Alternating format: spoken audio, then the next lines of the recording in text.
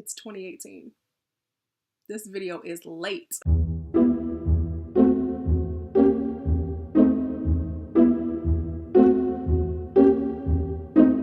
Welcome back to That Cozy Book Nook, everyone. Hi, if you're new, my name is Tori. So yeah, this video is going to be about the books that I read in 2017, specifically the top 5 books. These books remind me of like, yes, this is why I love reading. This is what reading is about. These 5 books right here. It was a good year. Overall, I had a really great reading year. I have my Goodreads statistics right here to share with you guys. So you know how they do that, my year in reading. So I'm going to read that to you guys. I read 9,049 pages in 2017 across 29 books. The shortest book that I read was BioShock Infinite, A Mind in Revolt, which was a prequel to BioShock Infinite, and it was 30 pages. And then the longest book that I read last year was Night Film by Marisha Pessel, and that was 640 pages. The most popular book that I read was The Master and Margarita. Great book. It didn't make the list, but it was a great book. The least popular book that I read was Barack Obama and Michelle Obama Farewell Speeches. Also really great. My average rating for 2017 was 3.8 stars. Overall, I read some not so hot books. I read some good books. I read some great books. And these top 5 right here are excellent books. I gave all 5 of these books 5 out of 5 stars. I thought they were phenomenal. When I just think back on my reading last year, these 5, I mean, they pop right out. It wasn't a hard list to pull together. I mean, they were just amazing. Yeah, I'm just going to go in chronological order, or at least what I think is chronological order, because there are 2 in here I read in the same month. You guys don't care. We're gonna get into it. So the first book, this was the 3rd book that I read in 2017, and that is A Constellation of Vital Phenomena by Anthony Mara. I'm gonna say this about all of them, but this one right here, this book was amazing. I gifted this to my vice president because I loved it so much, and I know she loves historical fiction, so I was just like, you need to read this book, please. This book is following this 8-year-old girl named Hava, and it takes place in Chechnya. She witnesses her father get abducted by Russian soldiers, and her neighbor rescues her before like the soldiers can take her too. And then he takes Hava to this abandoned hospital where this doctor, Sonia, is still just trying to help the refugees coming through. And so the 3 of them, oh my God, their stories start intertwining, and you just get more background information about how Sonia came to be there, and it's so good, guys. It is so good. And what makes it even better is, well, actually, I think with all of these, the writing, yes, the writing for all of these, especially this one though, the writing is so poetic and lyrical. It's just well done. It is so, so well done. And I mean, this is super easy to jump into, even if you don't know anything about Chechnya. I definitely didn't. Anthony Mara provides a solid, background for what you're reading, what's happening at the time, and I mean, he just weaves all 3 stories just perfectly. And I think if you're a historical fiction fan, this is definitely one to put on your list. Fantastic. Fantastic. This next one, I'm still thinking about all of them, but this one in particular just won't leave me alone. It was doing its rounds on BookTube for a hot minute. So I was just seeing a lot of different people just raving about it. And I'm always super skeptical about books that are just being like so pumped up and everyone's just like, oh my God, it's so great. This is the best thing I ever read. Because then I'm ultimately disappointed, because for some reason I'm always the opposite of what is, people are loving at the moment. But this did not disappoint. And that is The Unseen World by Liz Moore. Good God. I think Liz Moore has other books, but this is the only one I've heard about. This is following it's following 2 timelines. We have Ada, who's 12 years old, and she's being raised by her father, who is the leader of this really acclaimed science center. And so she's homeschooled by her father. And so by the time she's 12 years old, she's basically a genius. She's being raised around all of these super professional people, really smart people. So she feels a little bit more like advanced for her age, and she feels more comfortable around like grad students and adults, more so than she does with kids her own age. We get to a point where her father's mind starts to kind of start deteriorating, and Ada just kind of becomes an orphan, and she has to go live with one of her father's colleagues. But things get a little messy, because in the transfer of, one guardian to the other, you find out that her father is not really who he says he is. Just Ada trying to search for who her father was and like what his life was really like before all of this. Just, it's a journey that takes her from 12 years old to when she is just like way into adulthood. And the book starts flipping back and forth between those two perspectives, when she's 12 and when she's like maybe 30, 40 years old. So I remember with this one, because I read this in April, and I remember like the first 150 pages or so were just really, really dry. But when you hit a mark in the book and you're just like, well, I'm not getting any more sleep. It definitely becomes binge worthy at a certain point. And it's a phenomenal story that I think a lot of you will enjoy. So the next book that I have here is a short story collection. And I think I've talked about this several times on my channel since I've read it, because it's amazing. And that is Stories of Your Life and Others by Ted Chiang. I'm obsessed. I loved everything about this book. There are some, I mean, with like a lot of short story collections, you're going to have some stories that are stronger than others. But in this one, I felt most, if not all of them, were just perfect.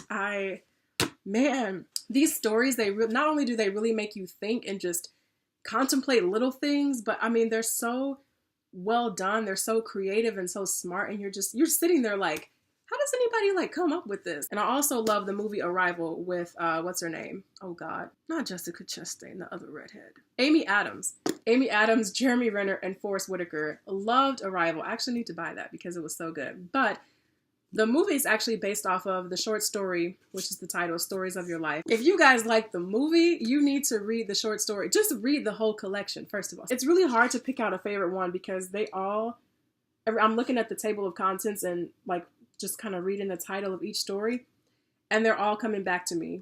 And I'm just like, yep, that was good. I mean, whoa. Even if you don't like science fiction, because it is dubbed a sci-fi collection, I would say just pick it up and go for it, because there are just some real world things that I think you can take from this book, aside from the sci-fi aspects of it. It's very human, it's very raw, and it's perfect. Of all of these books that I'm showing you, this one made it to my all-time favorites list. So that's kind of hard to do. So yeah. And then the next two, so these two were like skipping a lot of months. I think that was April, Stories of Your Life. And I think, yeah, we're skipping like all of summer and the beginning of fall. And we're going right to City of Savages by Lee Kelly. Man, this book right here is really good. This is I think it's classified as a young adult novel. Don't quote me on that, but it is post-apocalyptic. It's told in two different perspectives. It's following these two sisters who live in post-apocalyptic Manhattan, and I'm just getting very excited already thinking about this. I love this book. And I'm not being rude. There's nothing like that just grabs you about the writing, but the story itself is beautiful. It's so beautiful, and I think it's just like really well told in such a simplistic way that allows the rest of the story to kind of breathe and hit you. It's not like all this flowery language going on. It's just a straightforward, to the point book. And I love that about it. It goes with the type of story that it is so well, I think. And so in this book, we have two sisters that we're following, Skylar and Phoenix. Fee is kind of she's ready to just get on with the action. She's brave. She wants to kick your butt first and ask questions later. And then Skylar, she's more of the bookworm. No, Phoenix, she's more of the bookworm. And she just wants everybody to be happy. And I mean, their personalities kind of clash with this post-apocalyptic world that they're living in. It's like, how do they fit in with this world? And there comes a point where they uncover their mother's journal entries from before the world went to crap. And so as we're moving through these two sisters' perspectives, they're not only just kind of learning how to work together and learning how to kind of use their own personalities to make it in the world, but they're also uncovering so many secrets about what the world was like before they came along. I enjoyed everything about this book. From the first couple of pages, I was just like, yeah, I think it's gonna be a good one. And then at the end, I do not cry when I read books. It is rare. It's really, really rare. I was bawling reading this book. It was really embarrassing. If you love stories just about sibling relationships, if you like post-apocalyptic and you just want to cram both of those together, I think this is definitely one worth checking out. It's a really fast read because the book is broken up into the sisters' perspectives, and their chapters are not that long. It goes back and forth really fast. And usually with stories that take place in two perspectives, I'm always waiting to get back to one of the perspectives, like one is stronger than the other one. No. with this one, they both offer something I think unique and intriguing, and I really like them both equally. And then the last book that I finished off the year with, it was fantastic. That is The Clay Girl by Heather Tucker. This book right here is so, I'm going to be really honest with you guys, super honest.